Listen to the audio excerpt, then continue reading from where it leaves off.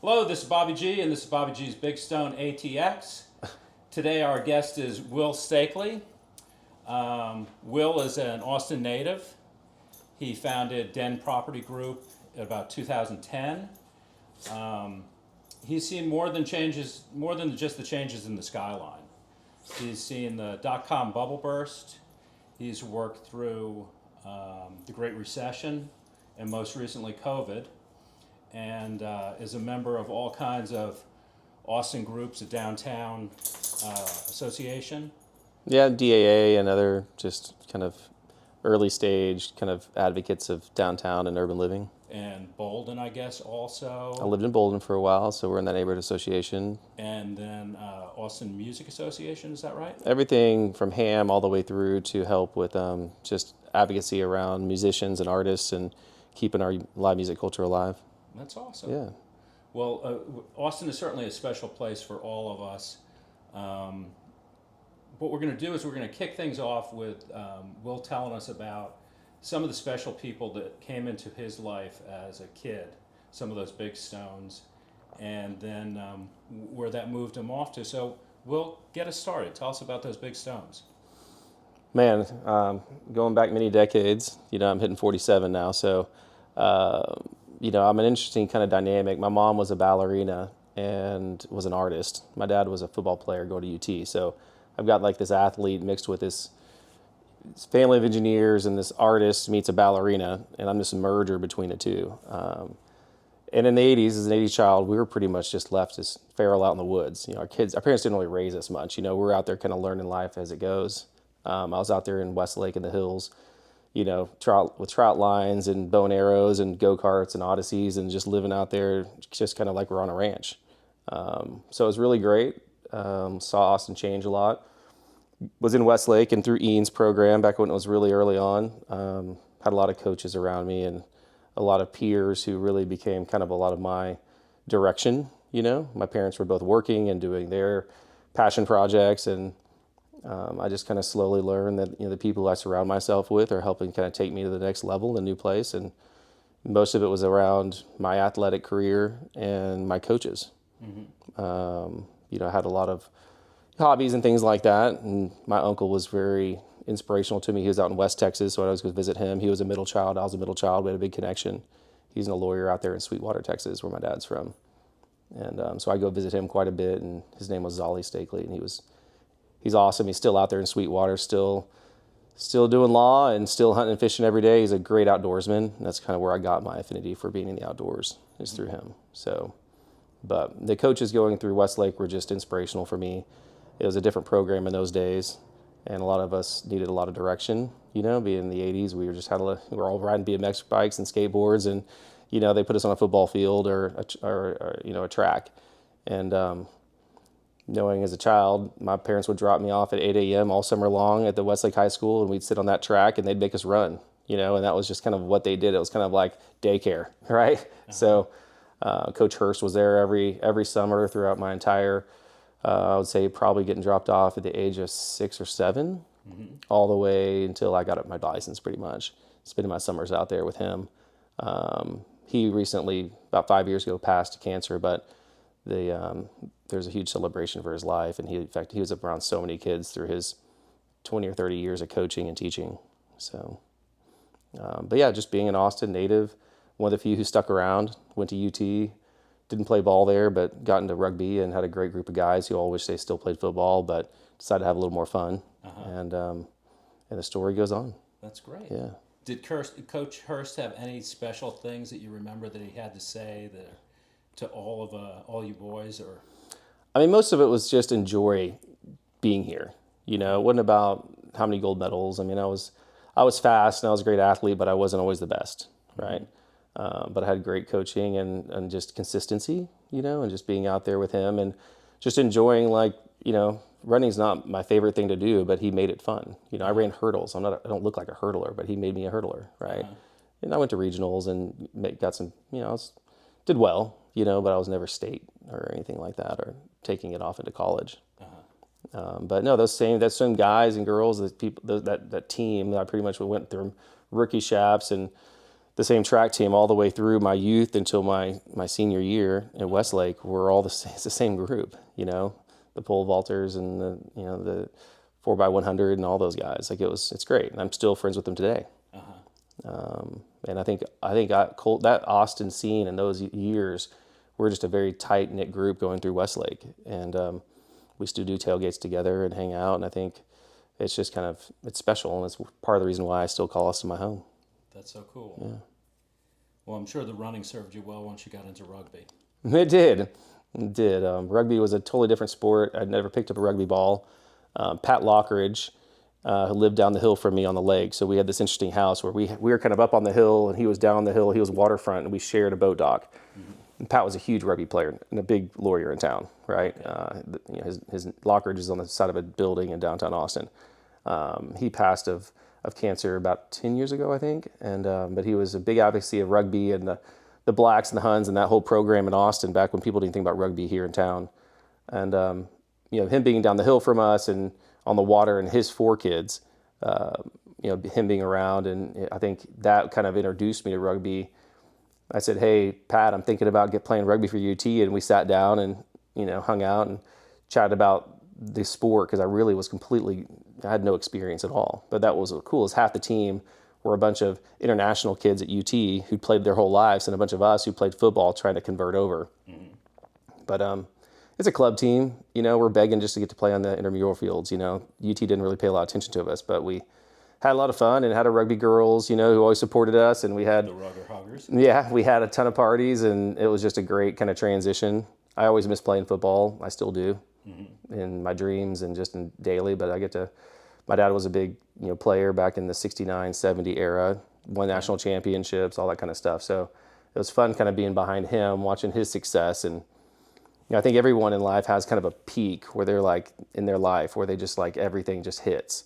And that was his moment, playing with that team under Dare Royal. So super cool seeing that. And my dad's still with us, and I take him to a few games here and there. And so your dad lives in town? He does. No, he moved here and went on a UT scholarship in '69, was red-shirted. They had a true red team back then. And then he was Dan the Streak Steakley. And then he played his sophomore year, started, and he blew his knee out in the Cotton Bowl that year. So he didn't have a long career at UT. So he went through kind of some, I would say, knee surgery back then was a little different than it is today, but it pretty much took him out. He came back and tried to play a few more seasons, but never had his speed.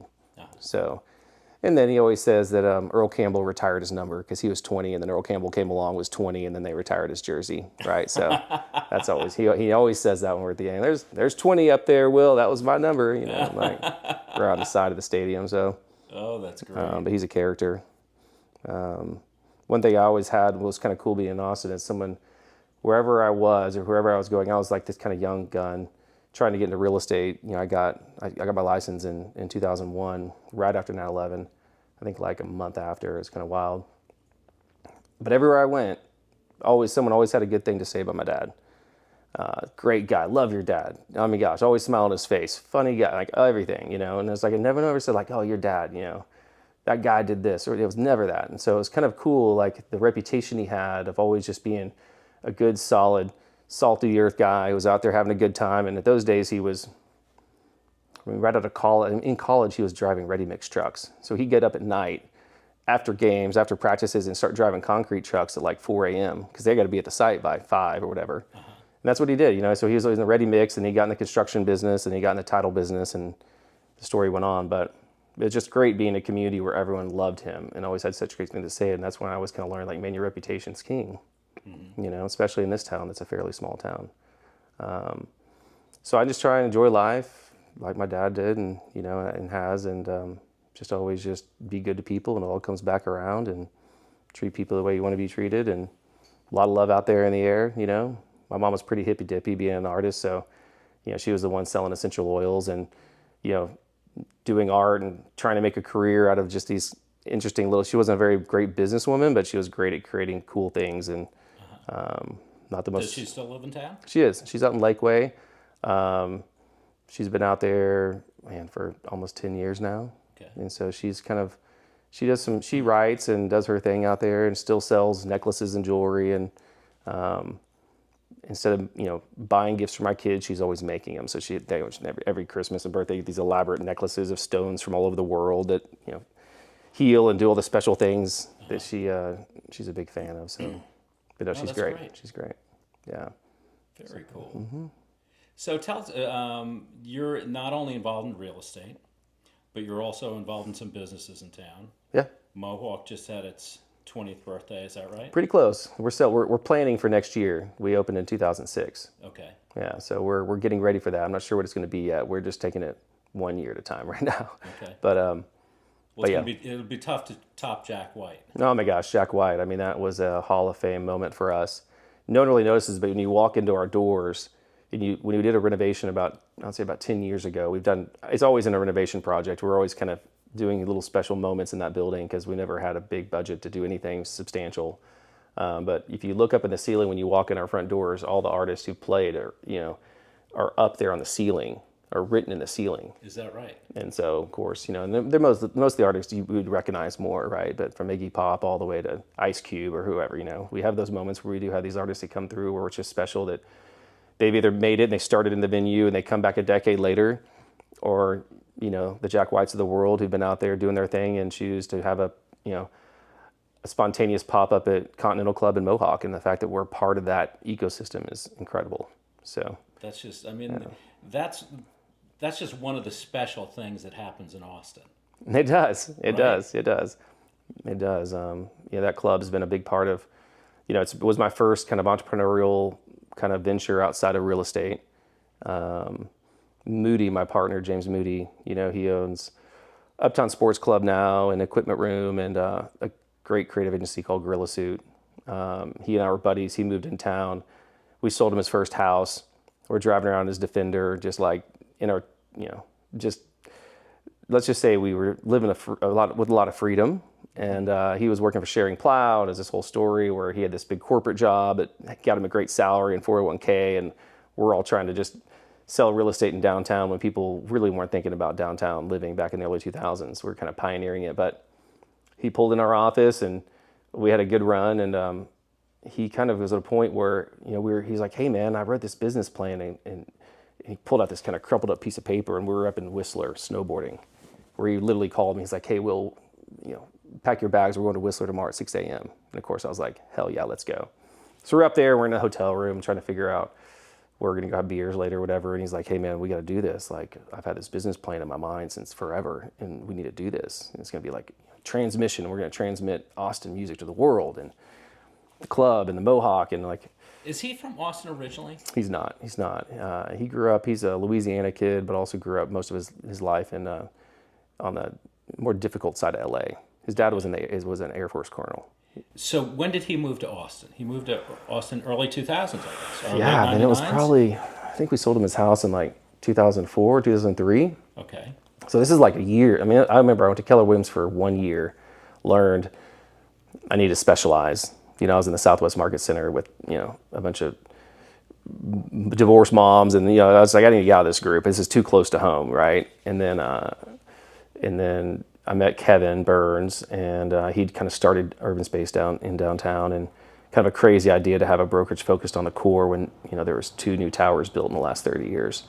They weren't even towers, they were small buildings at that point in time, and converted buildings. But it was inspirational and new, and I was at the point I was almost getting out of the business, to be honest. I was kind of thinking, man, I don't know if this real estate game's for me, The idea of being a realtor, there's not that much sizzle in it. I knew there's something out there for me to go chase. I wasn't sure what yet, but what I've realized over the years, it's not necessarily, it's the industry of relationships. And, throughout my life, I've just had great people around me. And I got into real estate and wasn't sure which kind of coordinates I was going to take, but I got into it, and I learned a lot from Keller Williams and just their education and kind of the more corporate side, and realized that's exactly what I didn't want to do. Mm-hmm. I want to kind of do my own thing, and I've always been pretty independent when it came to just my overall outlook on life to everything else. And Kevin was kind of a new moment where I was like, okay, this is something different, a bunch of young guys, we're doing a new thing, this is a new direction that no one's taking Austin real estate.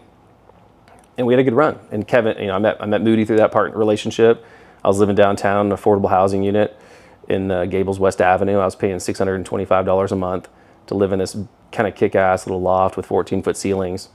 but I qualified for the program because I wasn't making any money back then. And I ran that thing for like 6 years. You know, I was in that apartment, and it helped me kind of allow to save money, and I was saving money to buy other real estate assets. So I started buying some, you know, threeplexes on campus and a duplex here, and then we all started kind of buying pre-construction in these condos, and we were always selling them and buying and selling. It was just a good run for 20 years. It's still a good run. But yeah, we've seen that skyline change, and Moody and I, you know, when we're up there in Whistler, just hanging out, having beers, and talking about getting in the live music business, you know, and it was inspirational. It was fun, and we started looking at little places like small little hole in the walls in South Austin that probably didn't have the zoning in place to even put a bar, you know, but we were thinking just like a little like a little just like hole in the wall. And, you know, and then all of a sudden 912 Red River fell in our lap. One of my friends who worked over at Eddie V's, who is now in real estate, Vince Hines, was like, hey man, I know the twins who own a bunch of bars up and down West 6th Street. They tried to get in the music game. They opened a music venue there called Velvet Spade. Did not do that well. They just wanted to cut it loose, and so we were able to kind of come in. We bought the LLC, we bought the license. Like literally, we bought it, and it was open the next. You know, it never stopped. It never shut down, right? And so we kind of came in and raised a little bit of kind of just early stage, just some cash from some friends and family. Moody cashed in his 401k, and we started Mohawk. We went in dumpster dove and just had these crazy ideas with very limited cash, and that's why if you look at the club from when we bought it to now, like every couple of years, we just kind of reinvest into it. And well, did you rent it the first couple of years? We did, yeah. So we rented it for 16 years. So the acquisition actually happened during COVID, which was a really tough time for all of us, right? And so you were pouring money into property that wasn't even yours then. And that was the hardship, right? Because we owned this club that we loved, but we were in these renewing 5-year leases, and then it's really hard to invest into a piece of real estate on a lease and recover that investment over a 5-year run or raise money behind it. So the thing is, for better or for worse, we never had any money. The business never had that much money because it was a music venue, and we were just kind of using the little bit we had here and there to kind of continue to, you know, like when I was erecting steel in the middle of the night to put that kind of vaulted stadium standing room up. That was a roof deck that was kind of an idea that my friend Alan and Jair designed. They're architects and friends of ours. And I was like, you want us to build this thing on top, this massive structure on top of this old building? Because the old building really wasn't, that side was an addition built in the 80s. It's just a piece of shit, you know. And we were like, okay, how are we going to figure this out? So we kind of like left the historic side, more historic, the brick building alone, the stone building. And then we just kind of added this, really a deck and a viewing area overlooking the club, the stage. But like, man, we had, my friend Derek Brown was over at Gray Star. You know, they were just building one of the first multifamily properties on Red River. Everyone thought they were crazy for putting an apartment building across the street from us. And I was like, hey, Derek, this is the deal. Like, you know, we own this club. We've been around for a while, and I'm just a little bit worried about you being right across the street. And, you know, you're going to have to, he was like, man, I'm going to have to discount. I've already underwritten this thing. I got to discount that whole Red River wall because we're sandwiched between Stubbs and you guys. And I was like, well, how about this? Like, what if you gave Mohawk a gift where we put up a sound wall? We'll put a little plaque up. We'll talk about how awesome Gray Star is and our relationship and how you're working with the, you know, the venues in the area. And I think it'd be great kind of establishing you coming into the district. And he was like, sure, what are we talking about? I was just kind of, I don't know, $12,000. I kind of threw a big number out there at that time. Done. Let me get it through. Let me talk to my committee. And so Derek wrote us a check for $12,000. And it kind of, we went to the city of Austin, which was pretty funny back in those days because we were always doing things that were, you know, we get permits, but let's just say we go a little outside of our permits every once in a while. And I went to someone at the city and I said, listen, I want to put the sound wall up. I think it'd be good for us. And the guy at the city was like, let me tell you, your fence right now is completely, I mean, you can't recreate that fence. It's there. And this is a fence that literally was a metal fence that we literally went and dumpster dove at like a Lowe's and got all this like kind of plastic wrapping that you use to wrap the big bundles of like 2x4s with. It's green. You've seen it. It's like that really thick green plastic that they snap everything together with. Well, that stuff just gets clipped, and there's trash cans full of it. And, you know, one of our kind of design build architects with Thought Barn was like, man, we can go get this material and it's free. Let's just go crazy. And I was like, we'll just go take it out of the dumpsters. And we're like, yeah, sure. So we, you know, went and got trucks of this stuff, and we wove it through our fence to kind of create this like visual barrier where you can kind of could peek through and see a little bit of the stage and what was going on inside, but we kind of wanted to separate it from the outside anyway, right, for just people coming in the show. So we started with that, and so I had this 8-foot fence that was completely like not to code, right on the sidewalk, because I think in the middle of the night we did move it out a couple feet to try and increase capacity a little bit. And then he's like, that fence is already completely out of code. I can't really advise you to do anything. If you guys want to recreate that fence with something else, that's on your time. Wink, wink. Kind of gave me a little wink, wink. Uh-huh. And with Graystar's help, we poured a little structural foundation, and we erected this CMU wall that you see now at Mohawk that's full of rebar and all kinds of stuff. I think it's 12 feet. And that was kind of the beginning of our relationship with the developers and saying, hey, let's work together and see how we can live together. And now, of course, the units that they discounted are actually their best leasing units are the ones that face Mohawk and face Stubbs, because they're basically front row seats to our venue, which is kind of cool. So, very cool. Anyway, that was early. We've had some crazy years, and I think we've always kind of looked at this club as like, okay, another year, let's huddle up, let's do it. Go another year, and luckily, Moody's careers continue to go new directions with Rambler and Water and all kinds of stuff, and mine has too. And Mohawk's always been kind of our connective tissue between us, and he's always been the super creative, more on the music side, and I've been on the real estate side. Mm-hmm. And during COVID is one of those moments where it was just like, okay, we've been doing this for a decade and a half. Are we ready for round two? Mm-hmm.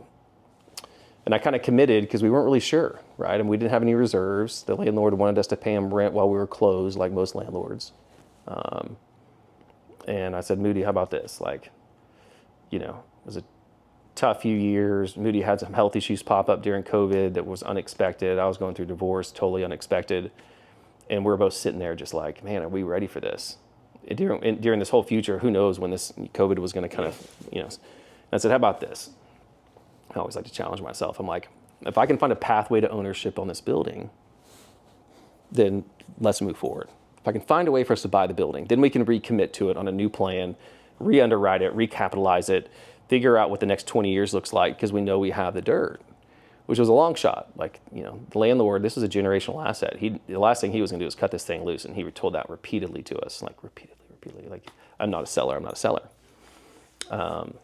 And Joseph was great. I mean, the first day I met him, I walked in there when I was in my early, mid-20s, Joseph was the owner. Joseph, yeah.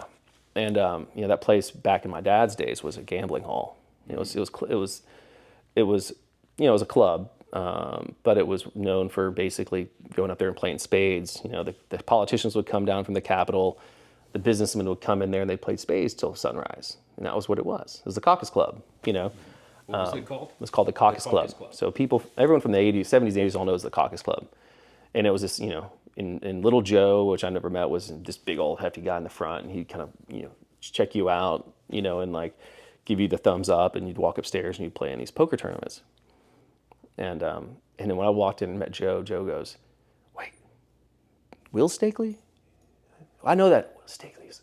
You're not Dan Steakley's son, are you? And I was like, yeah, I'm Dan Steakley's son. He goes, you gotta be kidding me. I love Dan. Dan and I played spades till dawn some night. And he started telling these stories about my dad. And I'm like, oh my gosh, do I want to hear all this? This is where my dad was half my youth, just out there having a good time. And, he was in the title business. So, in concrete business. So he's working with all developers, and that was just, his job was marketing. He'd take them all out on the town, so Joe was great, was a great landlord. I mean, he was tough on us, but he was there when we needed him, a roof repair or something like that. He'd help kind of contribute, and we were his best tenant. He had a run of that club was basically a glorified pharmacy for a long time. Just tenant after tenant, it was on the end of Red River.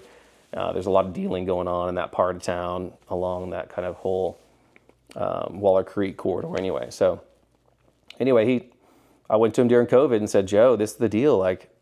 We can commit, but I need some hope here. I need something. I need some love for me to commit to investing into just burning cash on fire every month, because I don't know when we can reopen. We're thinking 6 months, And I was like, Joe, I need a pathway to buy this building. So give me a pathway to buy it over the next year, and just tell me, let's just talk numbers, and I can buy in a year, and I'll commit to paying you rent while we're shut down, and I can actually go out there and raise some capital or figure out how we're going to do this. Otherwise, we're kind of done. It's been a great run. We survived longer than most clubs in Austin. we had a great run, and sometimes you just got to walk away. And he goes, all right, let me think about it. And I said, listen, I think it would be a good legacy. We'd love to have this building. I think we deserve the first shot at it. And he said, let me think about it. And so anyway, he huddled up and gave us kind of an outrageous number. Like every year his number would go up no matter where the market was. And we committed to kind of a handshake deal that we were able to memorialize through his cousin, Jimmy Nasur, who was our landlord, kind of crazy with Native and that more recent, more challenging operation that is no longer with us. But Jimmy did help me structure the lease with his cousin Joe, because Joe was more of like the bookie. He owned this building. I think his dad got it in some card game back in the 50s. So Joe inherited this building. And this is one asset. He had his home. So it was like, this is a big asset. This isn't like Jimmy, who has assets all over the city, right? Mm-hmm. This is Joe. This is his one thing that he got from his family. And it was just kind of tough for him to like think about letting it go. But anyway, he gave me a year. So I said, listen, how about through the end of I think it was December 31st of 2021, he gave me as a pathway to try and buy the building. And it was in our lease. I said, all right, I'm renewing a lease, and we're recommitting. I'm going to pay you X amount a month, and I have the unilateral opportunity to buy the building, and kind of wrote something out and to buy it. And so we gun up. We got some people together to help kind of resurrect it and help us kind of survive. We had a skeleton crew during COVID, and then we reopened. Moody had a call with Spoon, and we're like, listen, if we reopen, we want you guys to play a 2-day show the day we open. Local Austin band. So there we were. So we redid it. We opened up, and we kind of got things ginning again, but it was like, we kind of kept having more COVID spikes, and it was kind of up and down. It took us 2 years to restabilize our calendar. And I went to, didn't go into a bank and saying, hey, can you give me a loan for a building in the music business? They thought we were nuts. So I kind of didn't know if I was going to actually be able to close. And then about a month before, I think Jimmy started, or Joe started realizing, okay, I was like, this is gonna be a problem. Like, I was like, hey Joe, I need some help here. Like, I gotta close this real estate. I need to get an appraisal. I need to do all this stuff. And he was kind of quiet a little bit. And then finally, I had about 90 days to close. And I got 60 days and 30. I was like, I gotta figure this thing out. So I went to Joe and I was like, listen, Joe, here's the deal. We're paying you X amount in rent. Been paying you this for 15 years. And I was like, and I think this is a good amount of money. I was like, what if you become the bank? I become the owner, and I'll give you roughly, I'll give you $21,892.52 a month. And the number was financed over 25 years. As you being the bank, I'll give you $1 million cash, and you be the bank, and I'm basically, it's going to be the same revenue for you. Like, you're collecting 20 grand a month in rent from me, roughly. It's clipping every year. It escalates a little bit. And I was like, and you'll get some cash up front, and your heirs and your family, you guys don't have to worry about owning the building anymore, and you just get to collect this payment for like a bank for the next 25 years. And he took the bait. And so I remember signing documents. It was New Year's Eve. Like, it was like the clock was ticking. And I literally we were all, we didn't know this was going to happen until this is like between Christmas and New Year's, when no one's working, especially in the real estate world, right? Everyone's on vacation at ski slopes. And I'm like, I got it. I got the pathway. I got them to commit to it. I'm getting a seller carry at like 4.75%, and all the pieces were coming to play. And I was like, okay, now I got to pull this. And the wires were hitting within like wire cutoff. And I went in New Year's Eve. The title company had opened up, and I went and signed. And I was just like, this moment of like, we pulled this off. It was crazy, which I didn't think even Jimmy or Joe thought we were going to be able to pull off. And we got it done. We owned the building, and we recommitted to 20 more years. And it was kind of one of those great things is it took us some time to restabilize, but I think our calendar looks better than it ever has. Mm-hmm. And it's a success story, and I think there's only a half a dozen clubs who've survived, 15, 20 years in Austin. So through a lot. We still think we're a startup every day. I look like a startup every day, and people are like, man, you guys are like a real legacy. And we are kind of an institution now. We put our time into it. Now we're old and gray and telling old stories about the past, but it's been fun. It feels like it was yesterday. Tell us about South by Southwest and the club. Wow, I mean, South by Southwest has been amazing for us. It puts us on an international level. It's tough because you have a lot less control of your venue. You kind of, in a way, like, during the day, we kind of have a lot of freedom to an extent of what we can do from buyouts and booking our own shows. But once it's, once your South by calendar, once they take over at 6 o'clock, it's pretty much their club. Mm-hmm. So guest lists and things like that and access get a little harder. But, you know, I mean, when they put Iggy Pop on our stage and, you know, his vertical now is about 2 inches, you know, he's not as agile as he used to be, but watching him up there doing his thing, and that was just kind of a cool moment in the time after how many stages he's been on in his life. But we've had, you know, South by's always been great to us. I feel like they always give us a little bit of advantage just because of, you know, us being around and being kind of a mid-sized club, you know, and they've been, yeah, I mean, every year it's magical. It's kind of like we look forward to it every year, and you know, they always give us, you know, platinum badges for just being a club owner, so we get to go bounce around and do our thing, and we all kind of come together. I think there's always certain days where kind of the local group who helped put the club together early on, and we're always behind us, and we're kind of the OGs of like the music scene, and there's a certain days where we always go up for a day show. We all kind of hang out, and it's just kind of nice to get everyone back together. It's kind of like an annual reunion for us, really. That's so cool. Yeah. Now, when did South by start? Man, it was Was it early 2000s? no, South by's been around longer than that. You're thinking of 80s, 90s? yeah. I think Or maybe I'm thinking ACL. I think the South by's been around since the 90s. ACL started in the 92 maybe 93. I can't remember exactly.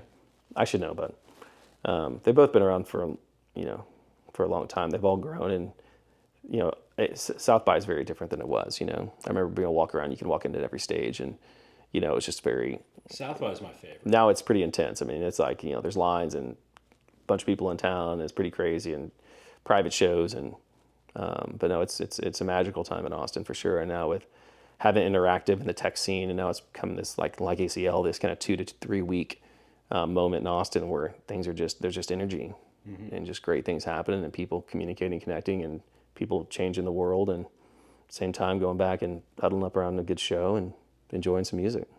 No doubt about it. Yeah. Yeah, I mean, downtown is certainly, you were there from the get-go. I mean, I remember when was it the Monarch? Was one of the first places down there? One of the first multifamily buildings on the west side. And I remember driving down from Westlake and like counting the lights in the windows, and I was like, I just don't see who's going to move in there. I didn't get it. Well, I remember I was living at Gables West Avenue, which was still an apartment building there. It's not called Gables anymore, but you know, we're the only thing on the west side. And I remember the first people, they couldn't build the building because no one thought people would live that close to the railroad track. But they got out of the ground. I think it's, you know, one side's 3 stories, the other side's 4 stories. It's a small building. And I remember my apartment was set right on Shoal Creek. And I was paying $625 a month, and I was like sitting in my little balcony and downtown just watching this thing kind of grow. But I remember Austin City Lofts went up, and it was like the biggest building. It was 14 stories, which we were just like, wow, look at that thing go up. And the developer was, you know, doing the best he could to sell condos on that side of town. And at those days, it was pricey for that moment. And they just, you know, they gave us these black keys to pretty much the building. Like, they're like, whatever you got to do to sell units, we don't care. Here are the keys to the model units. You go show them at midnight. You go show them at 2, whatever you need to do. There's beer in the fridge and the model. You guys just sell condos. And because we weren't working for him, he had in-house sales. And so we were like, all right. And so watching that building go up was kind of a huge like moment in time where the west side of downtown, west of Congress, which was pretty much dead. West 6th Street was kind of going that direction. Of course, we had the warehouse district. But there was no real high-rise development. And then that thing popped. And then you had 360 and Nakona, and then, you know, then the Spring Tower, and all of a sudden those moments where that west side grew. And that was all a catalyst really it was Malago in like 2004, which was down on Rainey Street. And Rainey Street was like it wasn't even rezoned as CBD. It was like residential back in those days. And it was all these small. When did Luster Pearl go in there? So Luster Pearl, all those little bars started kind of popping and going in around that time. That was but 2006, 7, 8? This was like 4, 5, 6. Okay. Because I think Malago was delivered, I think, 06. And it was 243 units. You know, it was an apartment building that we convinced the developer out of Dallas to convert to condos. And they were like, all these analysts were like, downtown Austin can only absorb 80 condos per year. 80, that's the most, per year. That's 243 units. It's going to take you years to sell those. And we were like, man, there's some pin-up demand. We had 1-bedrooms there starting at like 180, and 2-bedrooms starting at like 250. And we're like, man, I think we can sell this thing out in like a year. And we sold, I think we put half the building under contract in like 6 weeks. Wow. But that time, Rainey Street was just, I mean, there were still people like, there was homeowners who'd been there for a long time. Okay, so that's going into the Great Recession. So it's popping. Yeah, well, then. it was before that. It was kind of popping, and there's like a little moment. And Rainey Street was just, it was all these old, dilapidated houses, you know, and, you know, guys sitting out, you know, kind of scary guys sitting on the porch, like drink, you know, it was like we kind of blindfolded people and drove them down there, and they got to the water and be like, check this thing out, look at this view. And then they rezoned it, and all of a sudden then the city council started giving us variances to go vertical higher to where you can build 30, 40, 50 stories. But that wasn't allowed. I mean, that's why all these buildings that were kind of pre 360, which was like, you know, 2009, were all 14 stories, because that was the tallest you could build a residential building in downtown. Did Mayor Wynn have something to do with A lot this? of it. Mayor Wynn was a huge advocate of our you know, downtown development. His goal was to put 20,000 doors downtown. And it took us a little longer to get there, but we got there. And but no, he was amazing as a mayor. And you know, it's been a great run. You know, I'm super blessed. I think I timed it right. We starved for a while, and you know, had a few friends working at Eddie V's who'd, you know, give us some leftover bottles of wine, and you know, we all worked out together to kind of build what we did. And you know, it's been that world in downtown Austin, just from the hospitality scene to the real estate game. It was a small group, you know, and now it's grown to what it is, which is wild to me. I still go down there and I can't believe how far we've come in 20 years. Yeah, it's amazing. I mean, I lived down there for a short period of time during my divorce. I lived at the Ashton for a little while. Yeah. And I was just like, I was loving it. Yeah, yeah. It was just so much fun to run down, you know, all the bars around the neighborhood. And, Yeah. You know, because I lived in New York City when I was a kid, so this was kind of taking a trip back to that scene. Yeah. But yeah, I can imagine. so much fun. I never had the opportunity to go live in a city like that. I did a little stint in Europe for a while and kind of got lost for a few months a year. But you know, that's the one thing. I still don't know if Austin's my final destination. Yeah, I think I need to go live in a few more cities for at least a period of time. But you know, I always come back, and there's something about like flying in. It's always brutal, and it's summer, and you walk out, and that freaking like that humidity hits you, and I love it actually, you know. And I'm a weird guy. I always parks my car at the airport because I just like getting in my car and driving home, and like just getting back into town. I've always had this like research. It almost gives me like going and traveling gives me inspiration and vision, and kind of lets me step back and like, hey, where's my next vector? Because I always reinvent myself. I used to say every 10 years, but now it's every 5 years. I go through like, okay, where am I going for the next 5 years?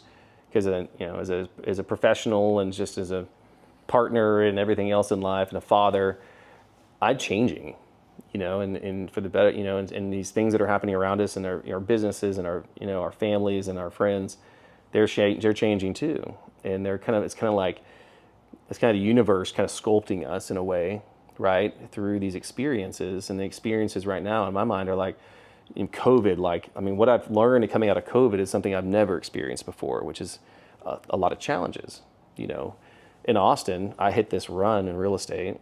In football, I never lost a football game until my sophomore year when we went to state and lost. I mean, literally my team was undefeated like my whole life. And I didn't have a lot of that failure. And so in a way I had a little bit more confidence in my ability to like execute than most people because I never dealt with it. But then COVID was interesting because I learned like, okay, well, with that risk, you gotta be, you know, I gotta tread more cautiously, you know?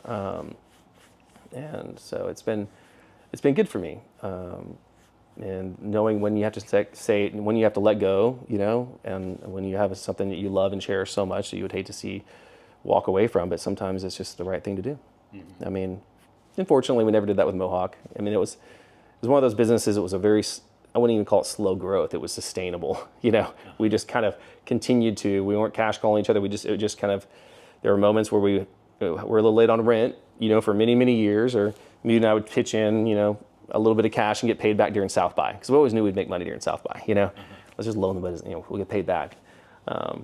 But you know, at this point, you know, I think it's important for you know, clubs like ours and things that are part of the cultural currency of Austin making sure there's a place for them all to be able to kind of go into that can help them all sustain for the next generation. And that's really what we're doing it for. Now we're doing it for our kids and for us to enjoy. But more of like, okay, these things need to be around because there's not as many as there was when I was a kid. They've all moved locations, and people out there like Will Bridges and the groups who've come and like really help just protect these institutions that we never want to see go. I mean, to be able to drive over to Deep Eddy Cabaret and experience the same thing that my parents were experiencing when they were my age is pretty cool. It's amazing. And my kids, my son goes over to Deep Eddy. yeah, He's over there. I love that place. I mean, I grew up when my mom was pictures and shooting pool, right? Well, I was like, we're these '80s kids, and I grew up with my mom, and she'd load my bikes up on the back of her little Toyota Supra and would haul ass down Westlake Drive and Stratford, and we'd always hit the trail. And then every day in the summer, she'd go hit Barton Springs. So I grew up like with my goggles, like I would find watches and jewelry and money, and and that was like my, I'd go out there and like scuba dive and like explore, and while she's sitting there doing laps, But I grew up going to Deep Eddy or Barton Springs like all the time.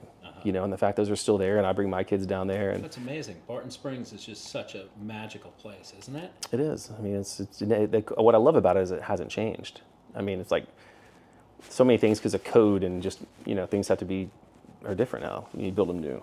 But those things are like, you walk in that place and that same concrete structure that's around that pool has been there since 1942 or whatever it is.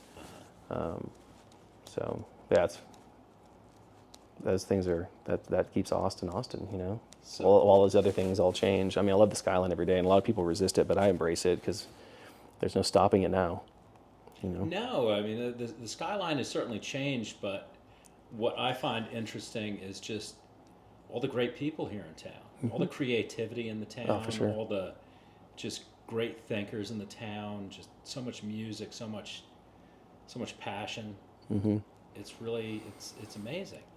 I mean, for years I fought being a realtor because it just wasn't, being a realtor is not like a sexy thing. It's like, we go out there and we grind, we're out there trying to transact, and we don't have W-2s. We don't, we're self-employed, and we had to create our own magic, and I was like, okay, this is a fun 5 years. I'll do this for 10 years. And I was always trying to start other businesses to try and find maybe see if there's something else I get more interested in. But what I've realized in real estate is like every day I go and meet someone who I would have never met in this world, who's moving to Austin, who's buying a $500,000 house, $5 million house. And it's an introduction that I wouldn't just get, and I get to choose if that's a relationship I want to explore or pursue beyond a transaction. But every day, like I meet these people that I never would meet in life. And you meet them on airplanes or traveling, but these are people who are doing really cool things in Austin that are super creative. They chose Austin because they didn't want to be in Dallas or Houston. They're here to do something great. And in mind, they're open-minded enough to choose this city, even though, it's challenging from a real estate perspective. It's expensive now. We have, it's competitive, especially in like the hospitality scene. There's so many great operators, it's hard. Like you got to really love what you do to come here and like be a developer or deal with our city, deal with the challenges of the city, have a development timeline that's 2 or 3 times longer than any other market, right? It's like building in California. It's tough here. It's really tough. And a lot of people won't enter our market just because they don't want to deal with the challenges. So it's a little bit of a labor of love and just taking a lot of pride in what you do. And, I get to work with the developers all the way to the individual buyers coming through these towers downtown, or the buyers, as I'm selling stuff on the east side or Westlake. Mm-hmm. And so I get really agnostic when it comes to location because I'm like, listen, I was like, I've either worked with you before or you've been referred to me through someone I care about who's close to me. And like, you got to call Steakley, and I go run around and I get to enjoy some time with this individual. We go open some doors. We're really just having a good time. I get to add my value and just my skills of 20 years of transacting and knowing half the sellers in the town, and then working with other great agents who are at the top of their game too. Because that network that we create through the agents and through the buyers and sellers is really how we put transactions together. Because everyone with an iPhone these days can pretty much see what's available. So what can we do beyond what is given to you that's free, right? Totally. And that's how we have to justify, our existence, and what we do as great agents, is providing intel that you can't find online. A little more hand-to-hand combat, but it's fun. Totally agree. Because it is so easy to see exactly what's out there as far as houses go and square footage go, part of the town, etc. but you're providing an insider's view of the town. Well, yeah, I mean, You can sit down and talk to people about why Austin is what it is, and what you love, and what you maybe don't love. And I mean, we're a glorified tour guide. In the way you're paying me to give you every relationship I have in this city. You want to call the mayor? All right. You want to talk to this developer? You want to talk to this attorney? Whatever it is. So I kind of give you my playbook. I give you my relationships. We give you some history of how these neighborhoods have changed, where we see them going in 20 years. I invest in other markets that I see are 5 or 10 years behind Austin because I'm like, hey, this thing has the same, gentrification of certain areas, and like the downtown market's growing, or it has this river that runs through, and I kind of see where Austin was, and I kind of take the cities, I go look at cities, I'm like, okay, this has the DNA of Austin, right? Mm-hmm. When people are coming to town, I take the history of I've seen over my life, and like, this is why I love this pocket of Westlake, or this is why I love this pocket of South Austin. I bought this house in Bolden because of this creek and what I saw here and how this has changed, and the fact that this is like this little urban but kind of forest that you can kind of disappear into while you're still a quarter mile from the trail. Mm-hmm. So and you get those through living in these neighborhoods. And I think through my course, for better for worse, and in my youth I was moving every year, so I lived in like all 03, 04, 05, obviously Westlake and in downtown. Mm-hmm. So yeah, it's been fun. I mean, it's been a hell of a ride, and I've had great people around me, and our clients and friends have helped. They've supported us through the good and the bad. And luckily we get to leave some kind of cool stuff behind, and from operating businesses and owning the real estate under them has really helped us really galvanize like the future of what that operation can be.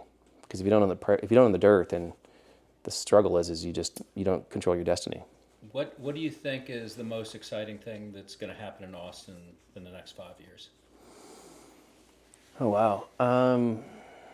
Well, we did join the SEC, so that was fun. It's a big deal. Becoming a big deal, being a big UT fan, and watching our team, because we don't have a lot of pro sports here, as you know.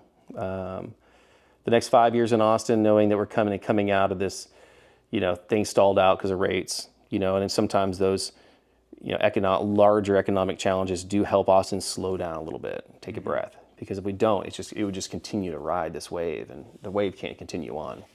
So it's a reset. I called COVID the Great Reset. We reset our expectations, our relationships, our families, how we live, how we travel, things we do.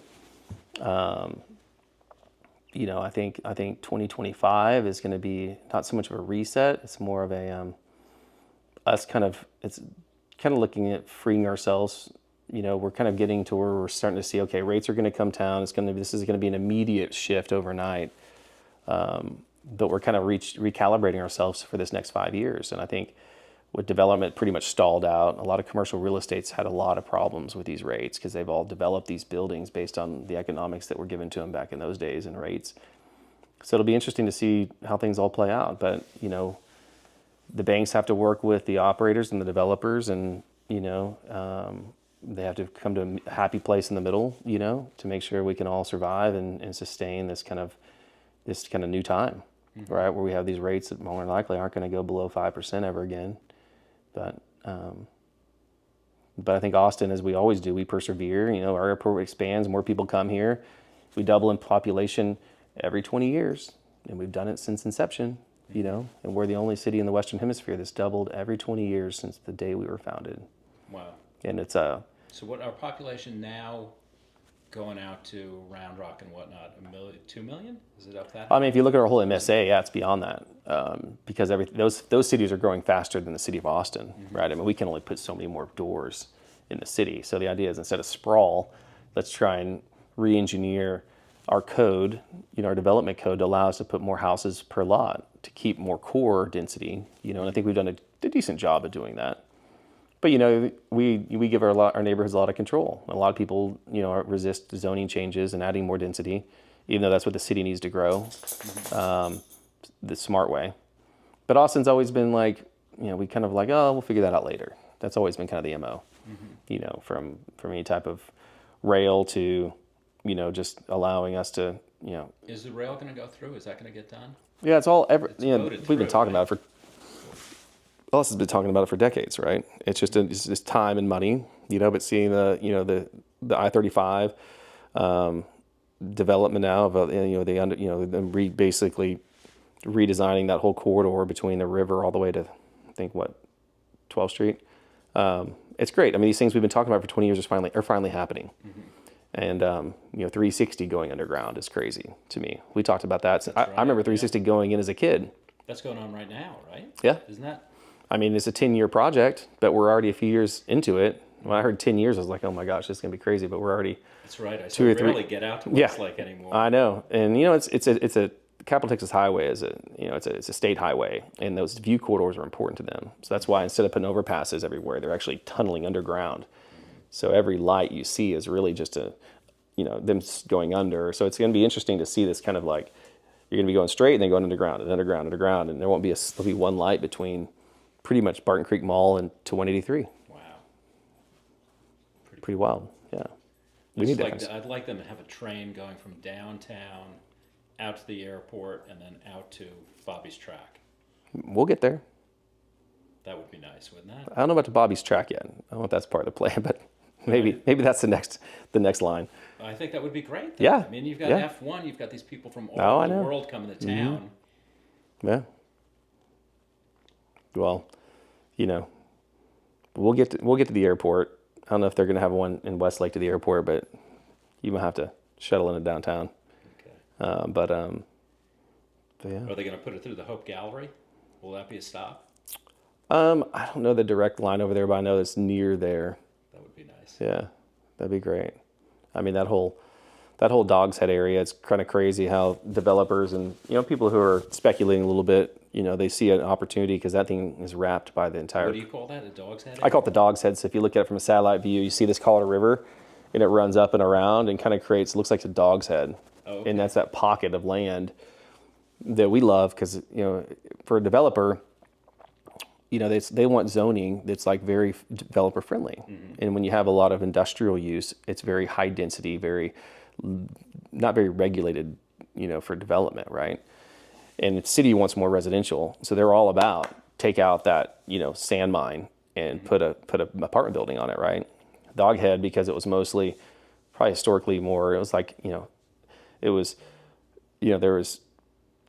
a lot of like landscaping companies and concrete plants and all kinds of stuff out there. And then like people like Endeavor have like, okay, this is a pocket that's close to the city that's kind of untapped, and everyone's kind of speculated and bought their land, and now Hope got their perfect little spot, and everything's going to happen around them. And it's just it's pretty cool to see happen. And of course, what you have around you is the Colorado River, which is magical, on that side. It's a real river. It's not dammed up, so it expands and contracts, and it's real, like it was hundreds of years ago.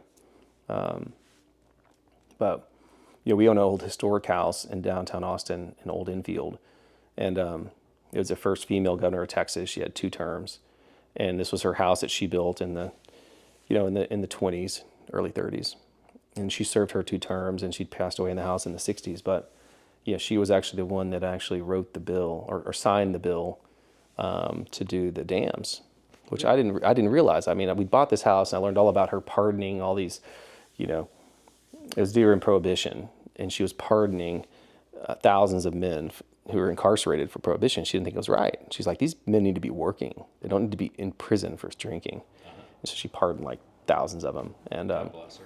But she was a total badass, and her name was Ma. And her in this rose garden in front of her house, is where Lady Bird actually brought Lyndon Johnson in to get her blessing to put Lyndon in the Senate, and that started Lyndon's career, right? Wow. And all this stuff happened right there. And we own this old historic house that's next to the house I live in, and it's our bed and breakfast. And it was more of an Airbnb, and we try to have a montage of more about her and what she did. And she had this, and she's a tough woman. You look at her, and she has this big old fur on, sitting in front of this old, this car from 1938 or whatever it was, But the one thing she did, more than the pardons, that I didn't realize, was getting those dams approved that isolated that river and created flood control for downtown Austin, all the development of Austin, because that river would flood. It was catastrophic for Austin and the city. I mean, the downtown would flood. So that was not a work project that LBJ put in? That was actually done? The idea was created before he was even in there? Yeah, I don't know the exact timeline, but I know that she was, she signed the bill that put all that I would think that either started the design process or approving the idea of putting those dams in all the way from Buchanan all the way down to Lady Bird Lake, because Lady Bird Lake is the last dam, and then it goes back to the Colorado River. So it's kind of magical because you have all these like kind of fixed water. I said Lake Travis and some others that are more volatile, but it created some really incredible real estate through Austin, and created the trail we see today, which Lady Bird was a big part of that back in the '60s. So it's kind of, I love history and just where Austin's come over the years, and being a part of that history with Ma's house is kind of cool. It was like most things was turned into an apartment building back in the day, and it was a fourplex, and we kind of repositioned it and kind of brought it back to what it used to be. Still have some more work to do, but we'll get it there. So yeah. Well, that's great. It's been a good run. Will, thank you so much of course. for sitting down with me today. Thanks for letting me come here and seeing your view. So cool. Yeah. Well, it was great to spend some time. Thank you. Thank you. That Appreciate it.